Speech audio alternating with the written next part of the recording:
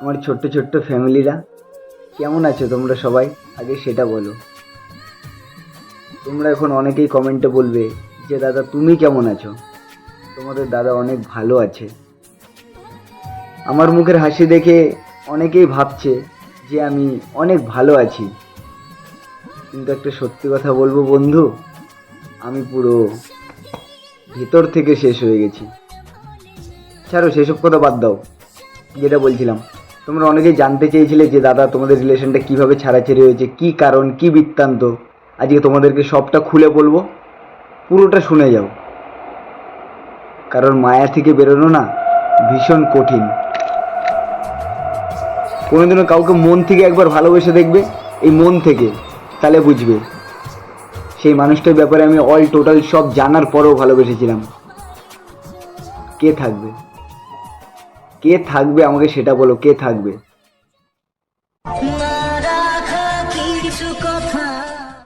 হ্যাঁ, আর কি তুই আমার নামে নাকি লোকের কাছে বদনাম করছিস?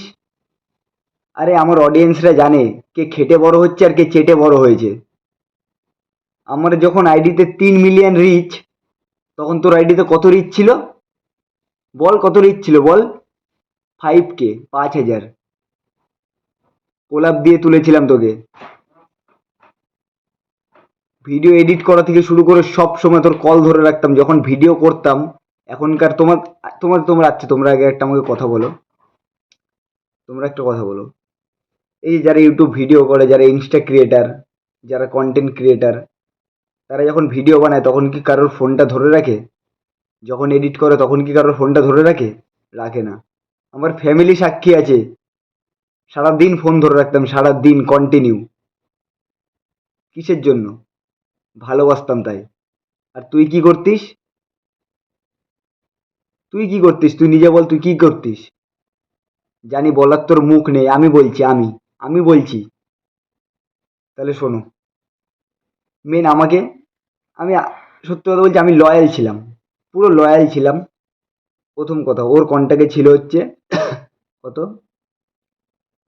1500 না 1600 ছেলে ছিল কন্ট্যাক্টে। ডিলিট করিয়েছি। একটা রিলেশনে থাকতে গেলে না লয়াল থাকতে হয় সবার প্রথম। প্রথম তো তুই সেটাই ছিলিস না, তোকে কতবার ক্ষমা করেছি? তুই নিজে বল, তোকে কতবার ক্ষমা করেছি? 100 থেকে 150 বার তোকে ক্ষমা করেছি, 100 থেকে 150 বার। কোন ছেলে করবে? তোকে মাথায় তুলে রেখে দিয়েছিলাম। তুই কি করতিস? হ্যাঁ, আমি যাবো, চলে আসবো। মিথ্যা কথা বলে ছেলেদের সাথে দেখা করতে যেতিস। কেন রে? কেন আমাকে বল, কেন, কি কারণে? একটা রিলেশনে থাকতে গেলে লয়াল থাকতে হয়, সেটা তুই কোনোদিনও পারবিও না, আর কোনোদিনও বুঝবিও না। এই যে ব্রেকআপ হয়ে গেছে, রিলেশন ছাড়াছাড়ি হয়ে গেছে, সবাই তো দেখছে, অডিয়েন্স তো দেখছে, বল। এতদিন তোরা আমার ভিডিও দেখতো সবাই, সবাই কমেন্ট করতো যে দাদা বেস্ট কাপাল, দাদা তোমাদের দুজনকে খুব ভালো দেখতে, দাদা তোমরা দুজন একসাথে থাকবে, লাইফে অনেক সাকসেস পাবে। কিচ্ছু না, কিচ্ছু না। সব তোর নিজের দোষে। তোর নিজের বান্ধবীরা পর্যন্ত সাক্ষী রয়েছে। পারবি না বল, কোনোদিনও থাকতে পারলি না বল, লয়াল কোনোদিনও থাকতে পারবি না। ওই লোকের পা চেটেই বড় হয়েছিস। 100 থেকে 150 বার তো ক্ষমা করেছি ওকে। ও আমাকে মিথ্যা কথা বলে, কন্টিনিউ মিথ্যা কথা বলে। হ্যাঁ যাচ্ছি, এই তো বাজারে যাব, বাজারে বলার নাম করে অন্য একটা ছেলের সাথে দেখা করতে চলে যেত। কোন ছেলে ক্ষমা করবে রে? তারপরে লাস্টে যখন ধরা পড়ে গেলি, আমি নিজে থেকে সরে গেলাম তোর লাইফ থেকে, তখন তুই আমার নামে সবার কাছে গিয়ে বদনাম করছিস যে আমি তোকে ছেড়ে দিয়েছি, আমি তোকে ছেড়ে দিয়েছি। বল সেই কারণটা, কি কারণে ছেড়েছি সেটা বল লোককে। বলার তো মুখ নেই, বলতে পারবি না। গাইস কি বলবো তোমাদেরকে, এমন ভাবে এসছিল না লাইফে।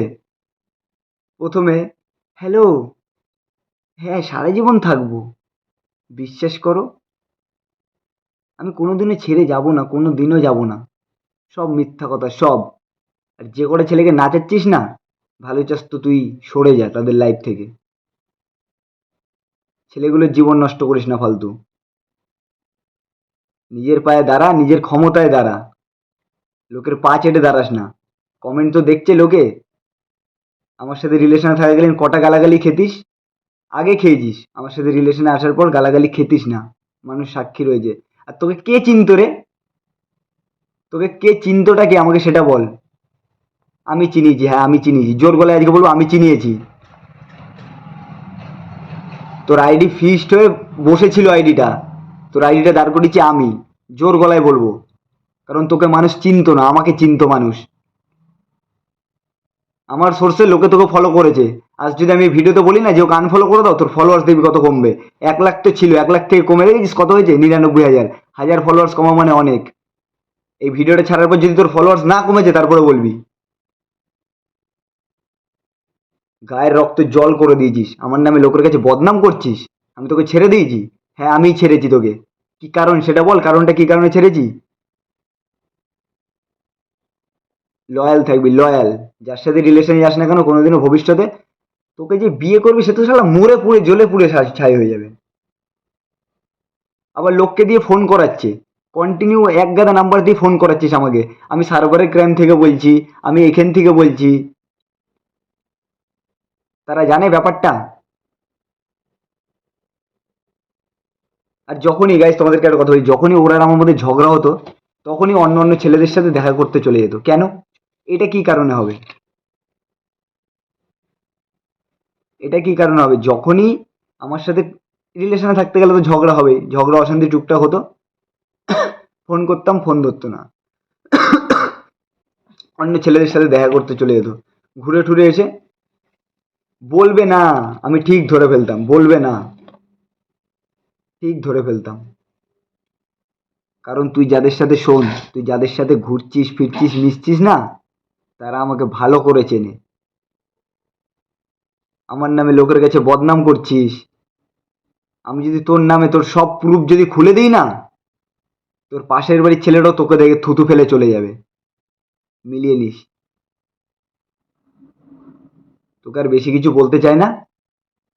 আর গাইস, আরো যদি বিষয় জানতে চাও, অল ডিটেলস, আমি তো কিচ্ছু বলিনি এখন, শুধু ওকে শুধু এটা জাস্ট বোঝালাম আর তোমাদেরকে এটা জানালাম যে ব্যাপারটা কি হয়েছিল। আর অল টোটাল যদি চ্যাট খুলি, ছবি বার করি, তাহলে কোথায় পালাবি? কোথায় পালাবি? মুখটা দেখাতে পারবি তো সমাজে?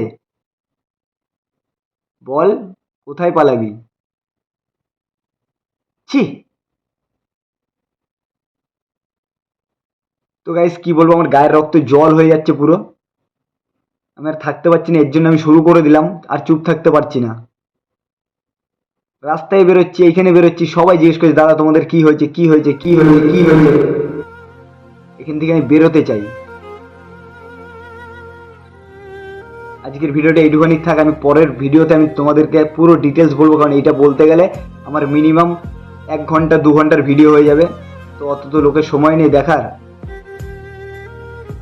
যদি আরো জানার ইচ্ছা থাকে তাহলে কমেন্টে বলো, আর ভাইকে সাপোর্ট করার ইচ্ছা হলে সাপোর্ট করো। আর আমার সোর্সে যদি ওকে চিনে থাকো তাহলে আনফলো মেরে দিও। একটা সত্যি কথা জানো কি বন্ধু, জীবন তো আর কারোর জন্য থেমে থাকে না। ওর নামে আমি বদনাম করতে চাই না, কিন্তু ও মানুষের কাছে আমার নামে এরকমভাবে বদনাম করছে, সবাই আমাকে বারবার করে জিজ্ঞাসা করছে। আমি পরের ভিডিওতে তোমাদেরকে সব বলে দেবো।